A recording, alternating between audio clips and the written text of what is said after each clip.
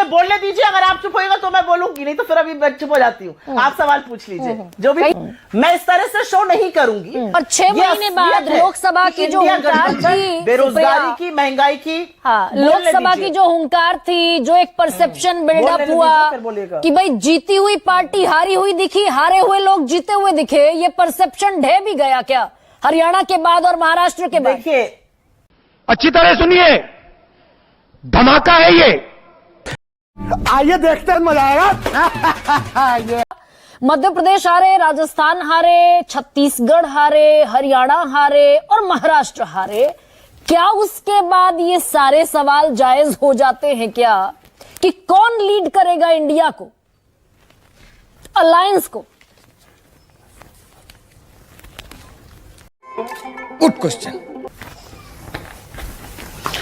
महत्वाकांक्षा अपनी जगह है, थोड़ा रियलिटी चेक अपनी महत्वाकांक्षा पे रखने की नसीहत तो मैं भी दे सकती हूँ। हाँ। लेकिन क्योंकि हम बड़ी पार्टी हैं, क्योंकि हमारा प्रभाव और हमारी प्रतिष्ठा कन्याकुमारी से लेके कश्मीर और असम से लेके पोरबंदर तक है, तो मैं छुटभैया वाली बातें नहीं करूंगी यहां पर। मुझे लगता है परिपक्व राजनीति की चर्चा करनी चाहिए, जो आप करने की कोशिश कर रही हैं।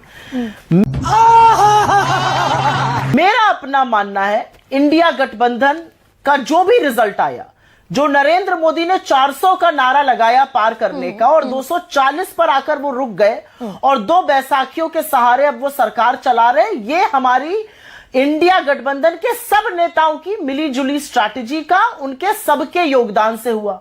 मैं मानती हूं उसमें कांग्रेस ने एक बहुत बड़ा रोल प्ले किया, क्योंकि बाकी पार्टीज 1 या 2 राज्यों में ही प्रेजेंट है, उसके बाहर उनका कोई वजूद नहीं है। लेकिन अपने राज्य में उन्होंने बिल्कुल तगड़ी शिकस्त दी बीजेपी को। तो मेरा मानना है कि सबने इस पर योगदान दिया, कांग्रेस का योगदान थोड़ा ज्यादा बड़ा था। झूठ बोल रहा है।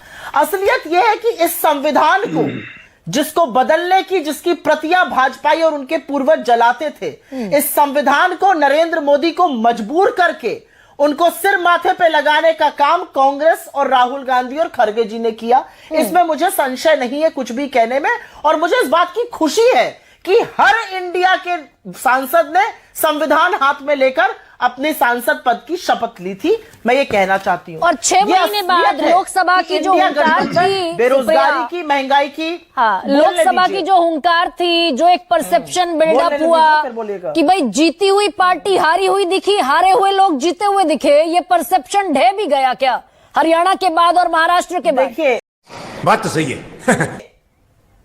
ऐसा है, देखिए अगर आप इलॉजिकल एक्सट्रापोलेशन पे कोई करने लग जाए तो उसकी कोई दवा है नहीं। हाँ। असलियत ये है, अगर मैं आपके ही लॉजिक को उल्टा कर दूं, अगर मैं आपके लॉजिक को उसके सिर पर खड़ा कर दूं, तो फिर तो मैं ये कहूंगी कि जिस हरियाणा और महाराष्ट्र में मोदी अपने नाम पर वोट मांग रहे थे, जहां पर वो कह रहे थे मैं प्रधानमंत्री बनने वाला हूं, मुझे वोट दो, उस हरियाणा और महाराष्ट्र में उनको जबरदस्त शिकस्त मिली। 25 सीटें हमने निकाली वहां पर महाराष्ट्र में, और 5 सीटें उनकी हराई हमने हरियाणा में। लेकिन जब उनका चेहरा, मैं लॉजिकल गलत बात है, पहले पूरा बोलने दीजिए। नहीं आप जो तस्वीर पेश करने की कोशिश कर रहे हैं, बोल लीजिएगा, कहिएगा अपनी बात, निश्चित तौर पर कहिएगा। आप जो तस्वीर दिखा रही हैं वो लोकसभा की है। लोकसभा में मैंने खुद कहा इस गठबंधन ने शानदार काम किया। हरियाणा और महाराष्ट्र के बाद सवाल जायज हो जाते हैं क्या? शो नहीं करूंगी मैं, इस तरह से शो नहीं करूंगी। मैं एक बात बोल रही हूं, मुझे अपनी पूरी बात खत्म करने दीजिए। आप 50 सवाल उसके बाद पूछिएगा। बोलने दे, तकलीफ हुआ है बेचारे को, बोल। मैं शो ऐसे नहीं करूंगी। मैं एक बात कह रही हूं, उस बात को सुनिए, उसके मर्म को समझिए, बीच में कृपया करके मत बोलिए। नहीं, आप लोकसभा का रेपिटेशन कर रही थी, मैंने इसलिए सवाल पूछा सुप्रिया। वो देखिए, वो आपका अपना, मैं नहीं कर रही हूं। अगर आपने, अच्छा चलिए ठीक है, कहिए, वो आपका अपना प्रूडेंस है, कहिए। अगर आप मेरी बात का, अगर आप मेरे सेंटेंस का दूसरा शब्द सुनती, दूसरा हिस्सा सुनती, तो आप बीच में बोलने लगी। आप सुनिए तो मैं क्या कहने की कोशिश कर रही हूं। आप इतनी आतुरता में है अपने सवाल घुसेड़ने के लिए। आप खुद बहुत ज़हीन प्रवक्ता हैं, मैं ये जानती और मानती हूँ, इसीलिए सवाल पूछती हूँ। कहिए। इसके बाद पूछिएगा, जब मैं अपनी पूरी बात बोल लूं अब तब पूछिएगा, अन्यथा आप पूछते रहिए, मैं किसी सवाल का जवाब नहीं दूंगा। ये आपका अपना विवेक। मैंने लोकसभा का चर्चा इसलिए उठाई क्योंकि जिस लोकसभा में नरेंद्र मोदी, अब मुझे बोलने दीजिए, अगर आप चुप होएगा तो मैं बोलूंगी, नहीं तो फिर अभी मैं चुप हो जाती हूँ। आप सवाल पूछ लीजिए जो भी। बोलने दे तकलीफ हुआ है बेचारे को। बोल बोल प्लीज कहिए, पूछ लीजिए फिर मैं बोलना शुरू सुप्रिया करूं। कहिए भाई कहिए। हाँ,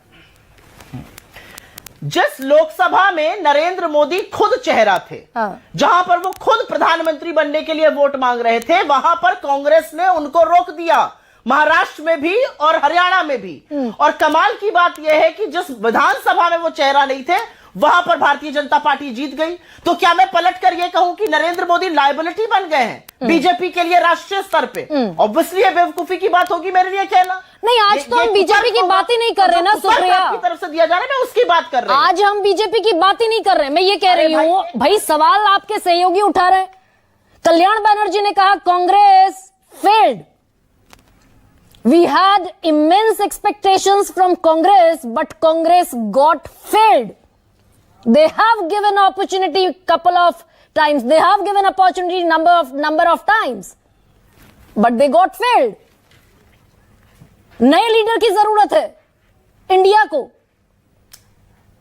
ये तो आपके सहयोगी नरेंद्र मोदी, बीजेपी की सरकार को घुटना टेकवाने वाली, बीजेपी की सरकार को बेरोजगारी, महंगाई और मणिपुर पर घेरने वाले एक अकेली पार्टी है कांग्रेस। बीजेपी को वक्फ बोर्ड पर, लैटरल एंट्री पर यू टर्न कराने वाली एक पार्टी है कांग्रेस। और असलियत यह है कि अडानी के महाघोटाले पर बाकी लोग चुप करके बात करते हैं। एक पार्टी और एक नेता आंख में आंख डालकर सवाल पूछ रहा है और पूछ रहा है कि बताइए अडानी की जांच क्यों नहीं हो रही। उमर अब्दुल्ला कह रहा है कि अपनी सीटें ना दी होती अगर कांग्रेस को, तो हमारा स्ट्राइक रेट बीजेपी से बेहतर होता। नेताओं का सम्मान करती हूं। उमर अब्दुल्ला आपके इंडिया अलायंस के साथी हैं। उमर अब्दुल्ला भी ये कहेंगे, उमर अब्दुल्ला भी ये कहेंगे, घटक दल का कोई भी व्यक्ति ये कहेगा अगर हमने ज्यादा सीटें लड़ी होती तो हम कहीं और जीतते। ये सारी जो बातें होती है ये गठबंधन की राजनीति में होती है, हो रही है ना खींचतान भारतीय जनता पार्टी और महायुति में सीएम बनने की। घटक दलों में और गठबंधन की राजनीति में ये है। सवाल इस बात का है हमारा ध्येय क्या है? क्या हम नरेंद्र मोदी को हराना चाहते हैं? तो एक स्टेट पार्टी वंडर वो काम नहीं कर सकता है जिसका लेकिन सुप्रिया क्या ये जायज कंसर्न है? क्या कर्नाटका में कोई वजूद ही नहीं है, वो नहीं कर सकते हैं। ठीक है, लेकिन क्या ये जायज कंसर्न है? भी चाहे ये क्या ये सम्मान से कह रही हूँ। ठीक है सुप्रिया, क्या कंसर्न जायज है? उसी हरियाणा में जिसका आप अभी परचम बुलंद कर रही हैं, उसी हरियाणा में आपका स्ट्राइक रेट था लोकसभा में 55%, विधानसभा में गिरकर रह गया 41%। उसी महाराष्ट्र में जिसमें आपने बम्पर जीत हासिल की, स्ट्राइक रेट था 76% का, उसी महाराष्ट्र में घटकर विधानसभा में रह गया मात्र 16%। अरे बाप रे, ये तो धोती खोल रहा है। ठीक ऐसा ही झारखंड में आप सबसे कम स्ट्राइक रेट वाली पार्टी हैं। आरजेडी भी आपसे बेहतर है 66%, आप मात्र 53% का स्ट्राइक रेट है कांग्रेस पार्टी। अरे आरजेडी के 2 विधायक है, हमारे 16 विधायक है, क्या कंपैरिजन कर रहे हैं? मैं स्ट्राइक रेट की बात कर रही हूँ, जितनी लड़ी और जितनी जीती। जगह चुनाव लड़ी, नहीं स्ट्राइक गलत। एक जगह चुनाव लड़े, एक जगह जीत जाए तो 100% स्ट्राइक रेट थोड़ी कहा जाएगा।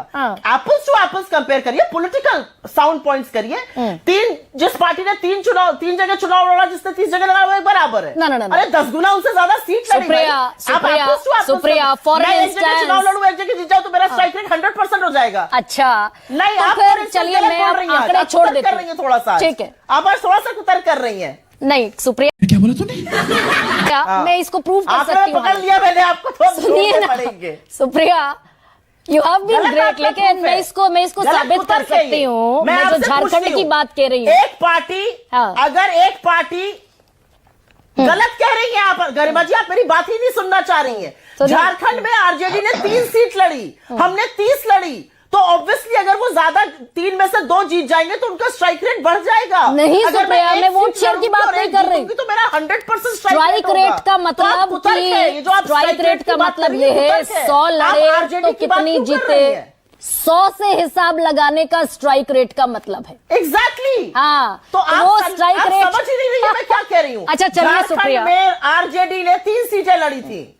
सुप्रिया चलिए, आंकड़ों में बहस बहुत मुश्किल होती है जीतनी, बहुत मुश्किल। नहीं, आप मेरे आंकड़ों की भी तारीफ करती रही हैं, फिर आप ही तारीफ करती रही, लेकिन ये उत्तर प्रदेश में आंखें आज आपका दिखाते हुए कुतर्क नजर आए से बुराई अखिलेश नहीं कर रही यादव। हूं।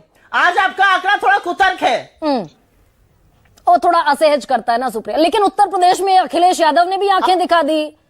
लोकसभा नहीं, में 7 बिल्कुल लड़े, असहज नहीं करता है। उपचुनाव बिल्कुल में असहज आपको नहीं करता है। उपचुनाव में 9 में बिल्कुल से असहज नहीं करता है। 0 सीट ऑफर क्योंकि किया हमें लगा समाजवादी उत्तर पार्टी ने। प्रदेश में